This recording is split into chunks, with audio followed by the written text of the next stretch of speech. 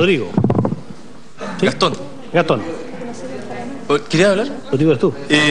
Universidad del Biobío, ya. Bueno, en realidad quería hacer cita a ciertas frases que escuché y entregar también una explicación un poco técnica de cierto error conceptual que se está teniendo con respecto a lo que bueno, no tanto calidad de educación, sino cómo se distingue hoy la calidad de educación.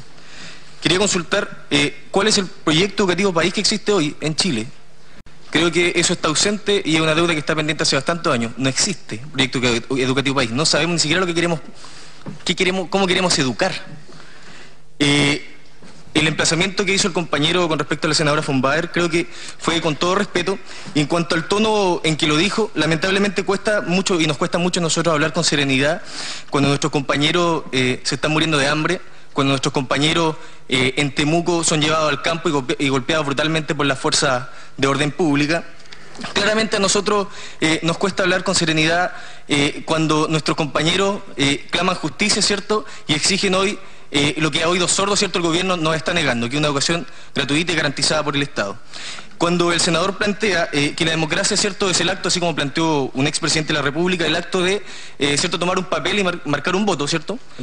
Pienso que ahí en ese momento los estudiantes secundarios, cuando empiezan a echar de menos tal vez esa hora de historia que se les robaron. Porque creo que es un concepto o entender de manera muy primitiva la democracia. En cuanto a las propuestas de discusión, de la concertación, como plantea yo, tal vez no da lugar discutirla acá, pero sí creo que hay que dar a entender de que hoy la ciudadanía ha mostrado y ha sido clara de que hay una desconfianza con respecto a la clase política, y esa clase política es tanto la alianza como la concertación. ¿Por qué desconfianza? Sí, porque alguna vez legislaron el crédito con aval del Estado, la ley de financiamiento compartido, y también se burlaron, entendiendo que nosotros somos aquellas generaciones que también estuvimos el año 2006 luchando por una educación pública gratuita y de calidad, se burlaron poniéndonos más encima una sostenedora, ¿cierto?, de colegios como ministra de Educación, y así como también hoy nos ponen o nos pusieron a un dueño de una universidad privada como ministro de Educación. Es paradójico. En cuanto a la ley de aseguramiento de la calidad, es paradójico también que dentro del marco que se va a discutir no se menciona a la familia. Hoy está comprobado que dentro del rendimiento de un alumno, de un estudiante, hay una varianza, ¿cierto?, que explica rendimiento, que habla de el origen, la familia, ¿cierto?, y de la institución. Hoy la institución explica entre un 30 y un 10% del rendimiento de un estudiante. Y el origen, el entorno psicosocial, familiar, ¿cierto?, explican entre un 70 y un 90% del rendimiento de un estudiante. Entonces, cuando hablamos de calidad, no podemos dejar de hablar de lo importante que es la familia. ¿Y por qué nosotros hablamos de una educación gratuita garantizada por el Estado? Cuando nosotros hablamos de educación gratuita, no es porque solamente estamos pidiendo más lucas y no queremos pagar. Nosotros hablamos de un derecho garantizado por el Estado. Y garantía implica más que el hecho de que no tenga costo lo que nosotros pagamos por nuestra educación, sino que entendemos que la educación es algo más amplio que el hecho de ir a una sala, ¿cierto?, y anotar en un papel la materia que se nos pasa. Ese es un tipo de educación, y hoy la LGE precisamente habla de la educación no formal e informal, pero qué pena, no están garantizadas constitucionalmente. Con respecto al tema de la inversión de los privados, la única atribución que se le podría dar, ¿cierto?, a aquellos que han invertido en educación privada ha sido la de segregar a la población educacional, y que lamentablemente hoy esa segregación o el apartheid educacional, como explicaban los compañeros secundarios, ha sido una de las causas fundamentales en el fracaso del modelo educativo. Claramente nosotros los estudiantes no vamos a dialogar con el Congreso mientras el presidente de la República no se manifieste de manera real con respecto a las demandas estudiantiles, y eso tiene que ver no con improvisar propuestas, ¿cierto?, y llevarlas al Congreso, que no deja de ser más que claramente una muestra de que el gobierno nunca tuvo una agenda en la materia, ¿cierto?, en cuanto a educación pública, una agenda propuesta. Y en cuanto al tema de lo que planteaba la senadora von Baer, con respecto a la matrícula de los particulares subvencionados, que si bien está en alza, que el año 2004 no era tan así. La mayor cantidad de matrículas la tenían los colegios municipales. Yo le voy a hacer un par de preguntas, y yo creo que esto nos va a ayudar a aclararnos a todos y entender un poco por qué se produce este fenómeno. Si yo le pregunto a usted, ¿cómo usted identifica cuál es un colegio de mejor calidad o de peor calidad? Planteaba Giorgio que uno no se da cuenta de eso hasta que egresa, claramente, y no va a tener otra oportunidad. Pero ¿cómo uno identifica cuál es el índice que hoy nos dice este colegio es de mejor calidad de educación o de peor calidad de educación? ¿Cómo nosotros distinguimos la enseñanza? Creo que es un elemento básico a manejar. Entender de cómo nosotros hoy miramos, ¿cierto?, y distinguimos cuáles son los mejores colegios. ¿Tiene alguna respuesta al respecto? ¿Cómo nosotros distinguimos qué colegio es mejor o cuál es peor? ¿El CIMSE? O sea, estoy dando pistas, o sea, me imagino que si esto es una comisión de educación,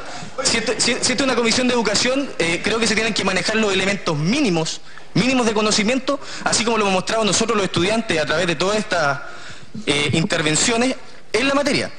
Hoy la opinión pública juzga a los colegios, ¿cierto?, de mejor o menor calidad, identificándolos de acuerdo a los resultados que tienen en la prueba CIMSE. Hoy se ha demostrado que los resultados de las pruebas estandarizadas en Chile tienen correlación 1 con el factor socioeconómico. Eso quiere decir que el CIMSE hoy no muestra la calidad del colegio o la institución. Si yo, por ejemplo, o un estudiante común y corriente, hijo de profesionales, llega a primero básico, supongamos que la prueba se hiciera en primero básico. Esto es para desvalidar totalmente el CIMSE y la PSU. Supongamos que la prueba se hiciera en primero básico. Un estudiante, ¿cierto?, proveniente de un sector más acomodado, cuyos padres profesionales, y tiene detrás un aporte de capital cultural tremendo de parte de la familia, se le hace una prueba en primero básico, tiene conocimiento en lenguaje, matemáticas, sabe leer y escribir, ya entrando a primero básico sabe inglés.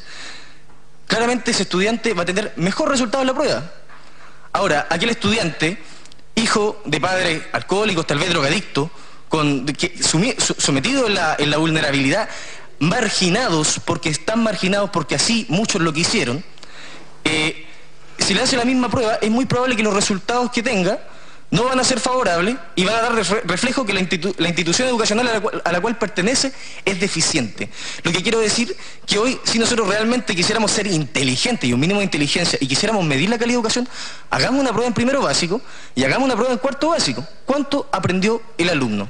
Hoy las pruebas de medición estandarizadas en Chile hacen referencia y reflejo ni siquiera a las aptitudes, sino al nivel de vulnerabilidad de todos los estudiantes. Y lamentablemente, en los países con peor educación en el mundo, son los países con peor distribución de ingresos y más inequitativos. Y eso no es coincidencia. Cuando el señor Weisblut plantea de que Chile es el tercer país con mayor educación privada, yo creo que no es razón de sentirnos orgullosos, al menos somos el tercer país, Bélgica y Holanda tienen más educación privada. No, porque precisamente la realidad de Bélgica y Holanda, al igual como él planteaba, ¿cierto?, de que son países donde la educación, donde no se lucra con la educación, son países que tienen una realidad cultural distinta. Digamos que la educación particular subvencionada es para aquellos que piden o pretenden estudiar o pertenecen a un grupo religioso distinto. Supongamos ya, en este colegio particular subvencionado hay educación calvinista, no sé, católico, evangélico. Esa es la diferencia. ¿Qué es lo que produce la educación particular? ¿Por qué en el resto de los países no hay educación privada? ¿Por qué en Finlandia no existe la educación privada? Porque la educación privada aumenta la segregación. ¿Y qué dijo la OCDE al respecto del año 2004? Que el sistema educativo chileno es un sistema conscientemente estructurado por clases sociales, que dijo además que los mecanismos de mercado han sido puestos de manera indebida en la educación. Que dice la UNESCO que cualquier intento por reducir esta brecha va a mejorar la educación para todos los estudiantes, tanto pobres y ricos.